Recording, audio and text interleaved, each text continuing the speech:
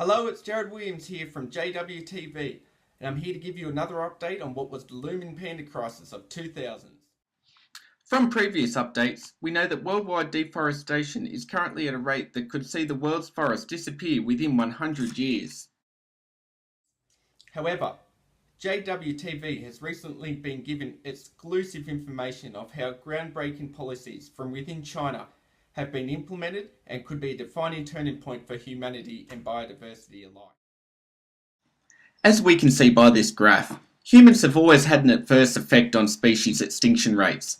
However, now our effects appear to have accelerated this rate to 1,000 times normal.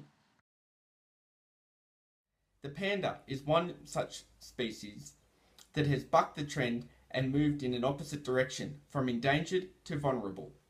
How is this possible? To get a better idea, we have our inside source here with us today, Dr. P. Thank you, Jared. It's good to be here. Well, it all goes back to the introduction of conservation methods in the early 1990s, the success of the pandas. I think, it started there. And while areas of the forest were protected from deforestation, it resulted in well-protected reserves. But what it failed to do was to protect the links of these reserves that linked them together.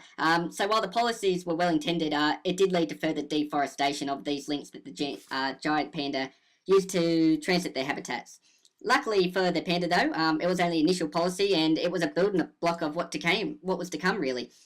Now it stands there's a budget of about 19 billion. Rapid shift from strong timber and farming production on the land to a policy of restoration and conservation. It's resulted in significant increases in China's forest area. Programs such as the Natural Forest Protection Program, Slope in Land program, and the Grain to Green program. These all either banned deforestation completely or provided quite generous subsidies to revert the land from farming back to forest. So, while these may not be they weren't directly built to protect the panda, more so to mitigate flooding, disaster, soil erosion. The conservation groups have definitely taken it on board and taken a big advantage of the circumstances that were put in front of them. Jared, I'd say these policies to date have resulted in a significant increase in China's forest area. I think it's about 20% now.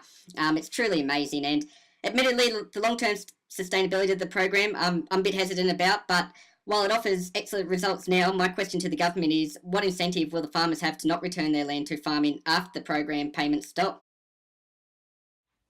Well, Doctor, I guess that's a question for another day. For now, we have to be happy with the implemented policies and the improvement that we've seen in forest protection, as they appear to have undoubtedly assisted in the panda's recovery. We can only assume that further improvement and implementation of these policies will only increase the panda's chances of survival more so.